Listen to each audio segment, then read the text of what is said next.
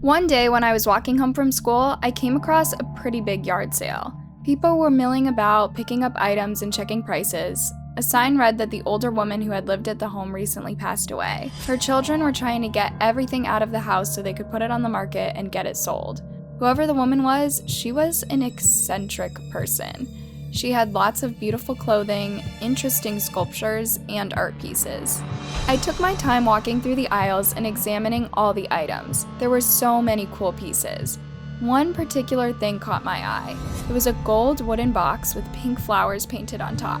I picked it up and flipped open the lid. Inside was a tiny ballerina figure with a pink leotard. There was also a small drawer at the bottom just big enough to fit in a few pieces of jewelry. I noticed a golden knob on the bottom of the box and twisted it a few times. The ballerina began to spin around while a beautiful little tune played. It reminded me of a jewelry box my grandmother had in her bedroom many years ago. I knew I had to have it. I snapped the jewelry box closed and went over to pay for it. I then carefully slid it into my backpack and continued on the rest of the way home. After showing off the jewelry box to my mom and sister, I headed upstairs to my bedroom to clear off a place for it on top of my dresser. I then got busy with my schoolwork and forgot about it the rest of the night. Then I had a horrible nightmare.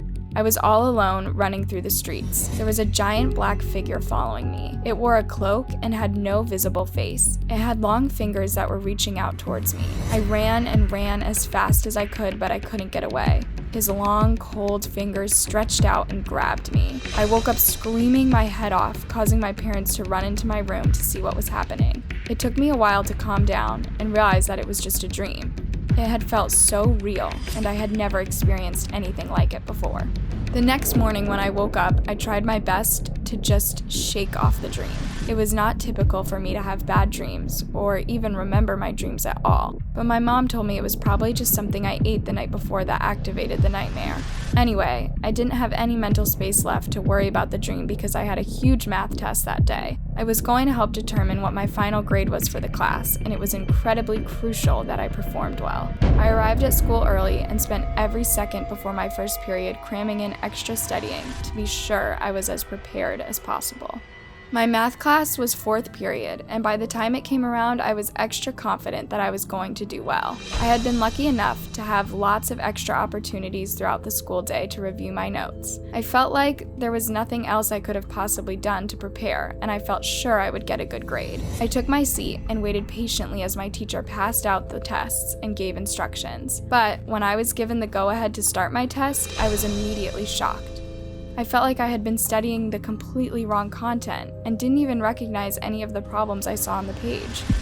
A feeling of complete dread filled my stomach as I realized I had spent all this time studying the wrong chapter of my textbook. How could I have made such a major mistake? Why didn't I realize that we hadn't covered this material in class yet? Had I really been that distracted lately? I had never made a mistake like this before. I wiped away tears as I tried my best to accept the mistake and give the test my best shot. I felt like I was doing guesswork as I had never learned how to do this type of math before. Time eventually ran out, and I had no choice but to turn the test in, mostly incompleted. That day, I hurried home from school, not wanting to make small talk with my friends. I knew that they would be talking about how the test went, and the last thing I wanted to do was admit that I had messed up the entire thing.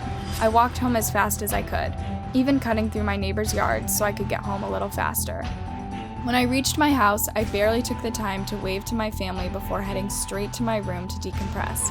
I wanted nothing more than to pretend the day had never happened and just go to sleep. Unfortunately for me, it would be another terrifying, sleepless, nightmare-filled night. That night, my nightmare was quite different. I could feel myself lying in my bed, but it was like I was paralyzed in place. I didn't like the frozen feeling I had in my arms and legs. Even my head wouldn't move. I felt like the only direction I could stare at was completely forward. It felt like hours went by before I finally woke up. For days on end, the nightmares continued. It got to the point where I would be scared to go to sleep at night. But it wasn't just that. I was also experiencing weird situations in my regular life.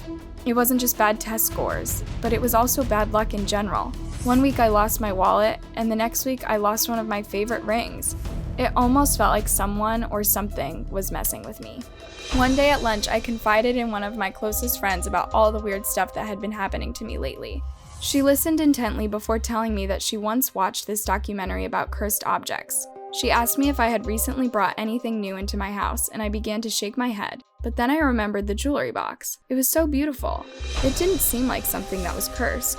But then again, it was very old, and I had no idea what its origin was, or what it had been used for in the past. When I got home from school that day, I went straight to my room to take a closer look at the jewelry box. I turned it around in my hands trying to see if anything was out of place. Then I noticed something I hadn't seen when I first bought it. There was a tiny panel on the underside of the box. It slid out almost like a secret compartment. When I opened it, a strange topaz pendant fell to the floor. I bent down to pick it up, and as soon as my fingers touched the object, I felt a shock go through my body. I immediately dropped the pendant and let out a gasp. I had never seen anything like this in the past, but had a gut feeling that all the negative energy in my life was coming from this object. I went to my laptop and began doing some Google searches, trying to find out what the object was. It didn't take long to figure out it was a highly dangerous tool that would have been used in witchcraft.